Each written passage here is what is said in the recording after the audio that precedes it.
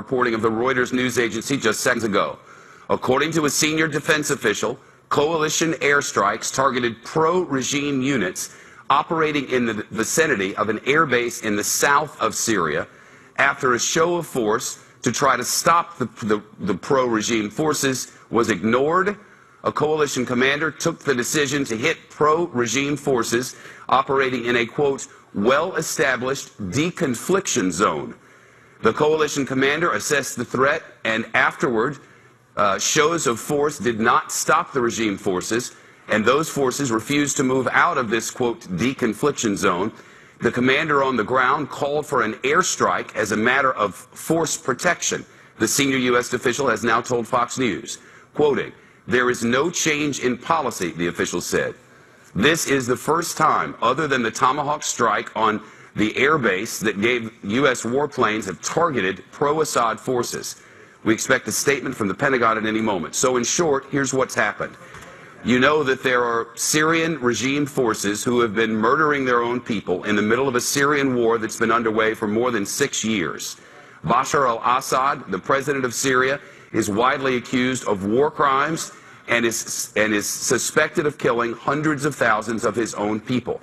There is a deconfliction zone, a sort of safe space, an area that's protected by American and other forces. Pro-Syrian regime forces were in that area today. The United States, in essence, fired warning shots. Get out of this area now. The pro-Syrian regime forces, as the story goes to Fox News, would not comply. So American forces on the ground called in an airstrike, which meant U.S. forces, I presume at this moment, I am led to believe planes, drop ordnance of some sort on this area, on an attack on pro-Syrian forces on the ground, and now we wait to find out what has happened in the aftermath. Our national security correspondent, Jennifer Griffin, from the Pentagon, will be joining us in just a moment, I'm told. This news broke less than 10 minutes ago on the Reuters news service and has not been reported nationally by television operations, but we now have this confirmed. United States forces, United States weapons have struck inside Syria, in the south of Syria, in a deconfliction zone, as it's been described to me. Though the policy has not changed, according to this senior defense official speaking to Fox News, the policy remains the same. The facts on the ground are now quite different. In the past, the United States struck one time, excuse me, when President Trump ordered that there be a Tomahawk missile strike on a particular airfield, and that Tomahawk missile strike was meant to be a sort of warning against the use of chemical weapons.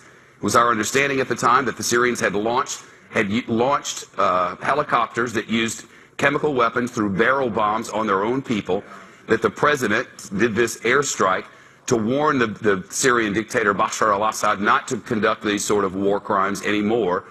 And though the words red line were not used, it was a warning certainly to the Syrians, stop with what is no doubt a war crime, no more use of chemicals.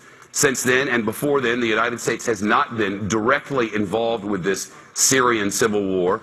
Our forces are on the ground in various ways, but that is largely a matter of high security, and much of their activities are not known to the public for reasons which should be obvious to you, and for that matter, they aren't known to us either. But today, a new decision was made. There is this deconfliction zone in the south of Syria. Pro-Syrian forces had apparently entered it.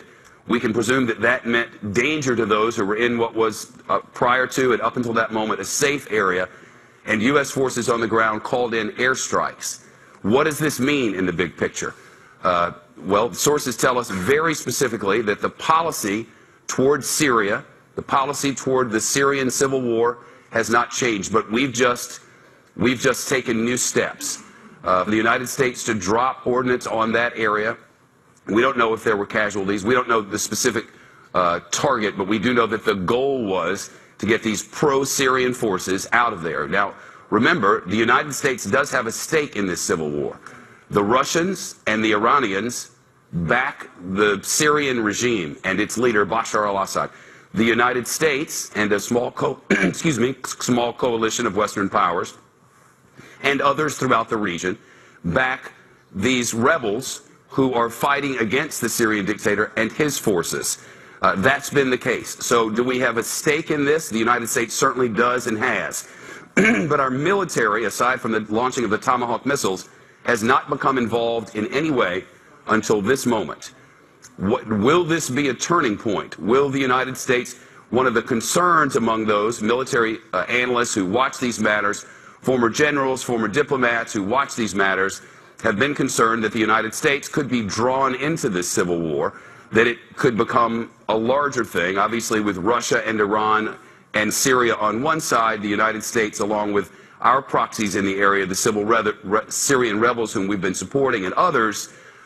There's always the question, it's very difficult to assess whether what has happened will draw us into something further. The hope is certainly that it will not, that there will be no retaliation, and we're waiting to find from Jennifer Griffin exactly what happened from there at the Pentagon. We're expecting a statement at any moment. And I should let you know